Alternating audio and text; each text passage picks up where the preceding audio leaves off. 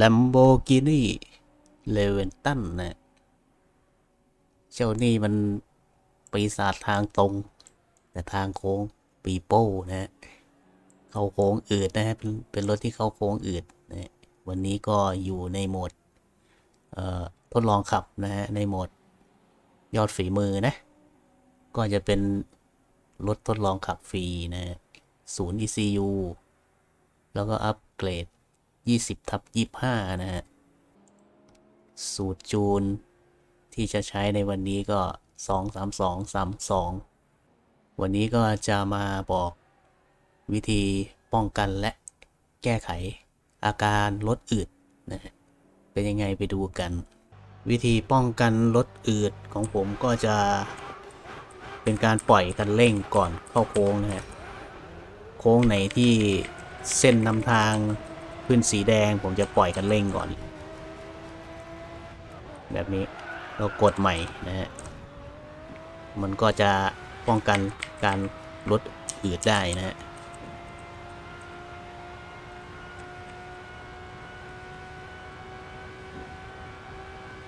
ปล่อยคันเร่งเบรกเบรกพยายามดิฟให้มันเขียวนะฮะ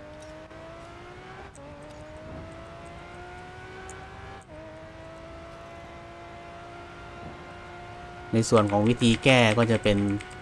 แก้ในช่วงออกตัว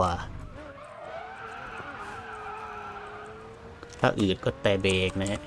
มันก็จะลดลงมาเกียร์ต่ำมันก็จะออกตัวได้ดีขึ้นนะฮะวิธีแรกนะฮะวิธีที่2ก็จะเป็นปล่อยคันเร่งมันก็จะเร่งให้นะฮะออกตัวเร่ง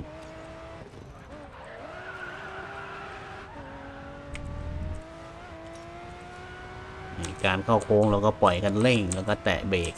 นะฮะเข้าโค้งธรรมดาแหละแต่ว่าเพิ่มการปล่อยคันเร่งเข้ามา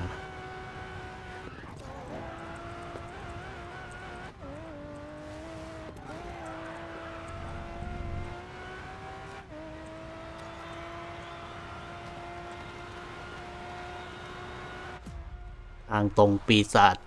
ทางโค้งปีโป้นะฮะผมก็พอเล่นได้อยู่นะถ้ารู้วิธีขับมันมาดูกันอีกสักรอบหนึ่งนะกับอีกสนามหนึ่ง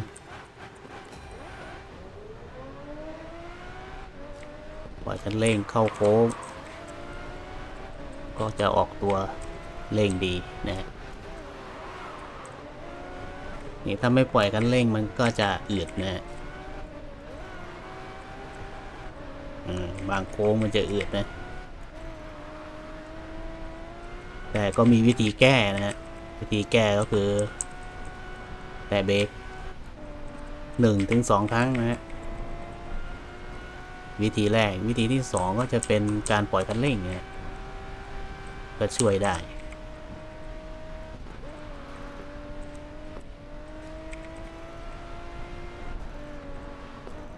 อันนี้เป็นการปล่อยคันเร่งนะก็เร่งให้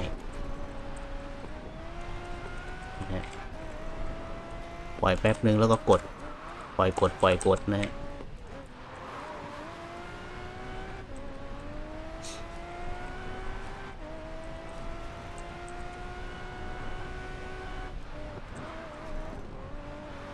แตะเบรกแตะเบรกนะฮะแตะไปเรื่อยๆฮะจนกว่ามันจะเร่งเลือกใช้ได้เลยตามถนัดนะฮะสำหรับวิธีแก้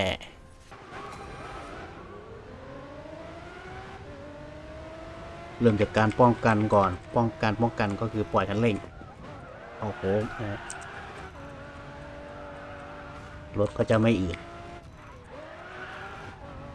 ถ้าเจอโค้งไหนที่เส้นบอกทางสีแดงนะปล่อยคันเร่งรอเลยโค้งเขียวแล้วก็ดิฟไปเลยถ้าอืดก็ปล่อยคันเร่งนะฮะประมาณนี้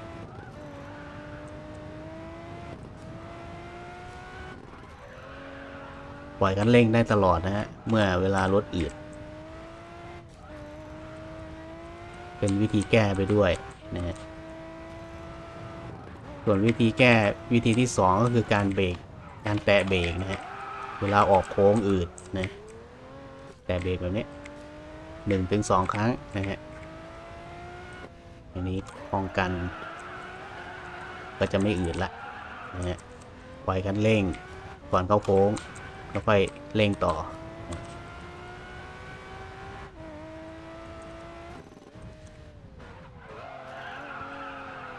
ถ้ารถอืดกดเบรกฮะหรือไม่ก็ปล่อยคันเร่งก็ได้นะฮะปล่อยคันเร่งแล้วก็กดอีกแบบนี้เลือกใช้ได้2 วิธีเลยฮะวิธีแก้รถออกตัวอืดนะฮะก็จะเป็นแตะเบรก1 ครั้งยังอืดอยู่แต่อีก1 ครั้งนะฮะแตะเบรกอย่างนี้มันก็เร่งแล้วนะมันจะลดลงมาเกียร์ต่ำเพื่อการออกตัวที่แรงขึ้นนะฮะ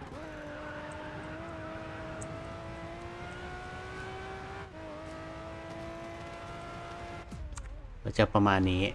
นะฮะไปลองทำกันดูนะฮะ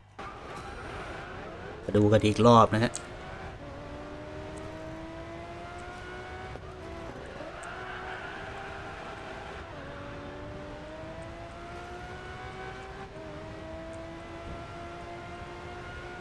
วิธีปล่อยคันเร่งก็จะ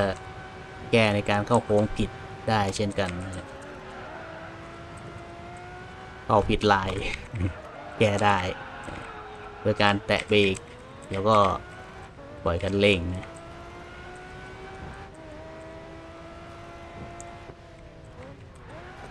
อันนี้เข้าผิด การปล่อยคันเร่งก่อนเข้าโค้งมันจะช่วยป้องกันได้ดีเลยนะในการออกตัวอืดของรถนะเนี่ยยังไม่เห็นอาการอืดในการออกตัวของรถเลยนะฮะเพราะว่าผมปล่อยคันเร่งตลอดก่อนเข้าโค้ง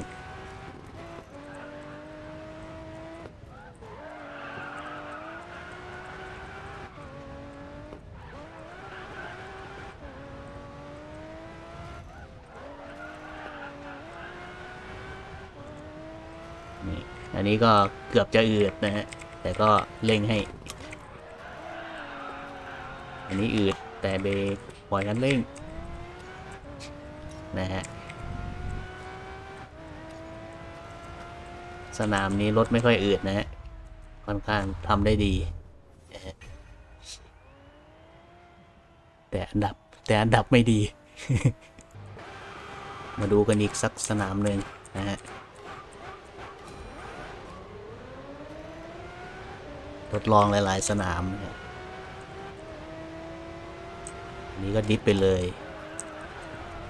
ปล่อยกันเร่งนะฮะถ้าเห็นเส้นแดงปล่อยกันเร่งไปก่อนแต่เบรกอืดละแต่เบรกครับแต่เบรกดิฟนะเป็นวิธีแตะเบรกช่วยแก้ได้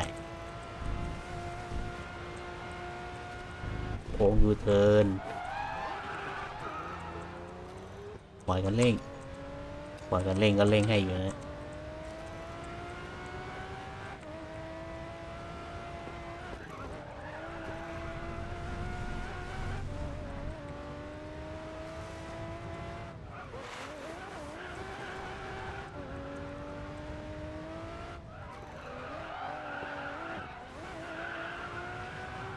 นี่เป็นการผสมกัน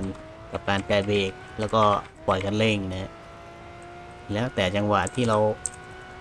ถนัดเลือกใช้ได้เลยนะการแตะเบรกเพื่อแก้อาการรถอืดกับการปล่อยคันเร่งเพื่อแก้อาการรถอืด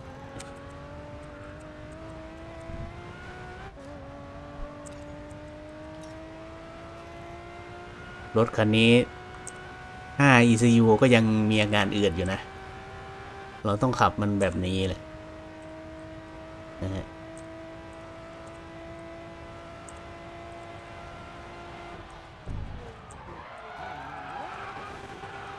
พยายามดิฟให้มุมสายมันเขียวไว้นะมันแดงก็รีบทำให้มันเขียวนะฮะจะได้ไม่ค่อยอืด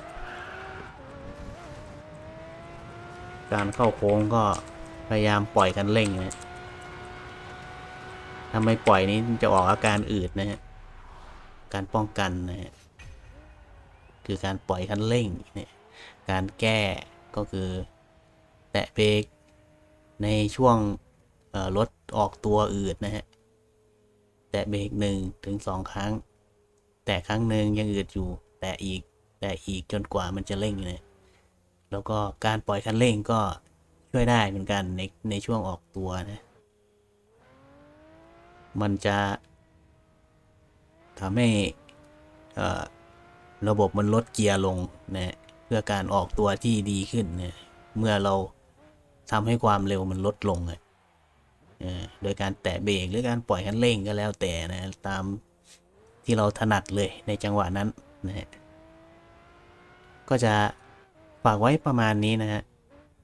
ไว้เจอกันใหม่คลิปหน้านะก่อนจากกันไปก็รบกวนฝากกด Subscribe กดไลค์กดแชร์ให้ผมด้วยนะเพื่อเป็นกำลังใจในการทำคลิปต่อๆไปนะคลิปนี้ขอตัวลาไปก่อนสวัสดีครับ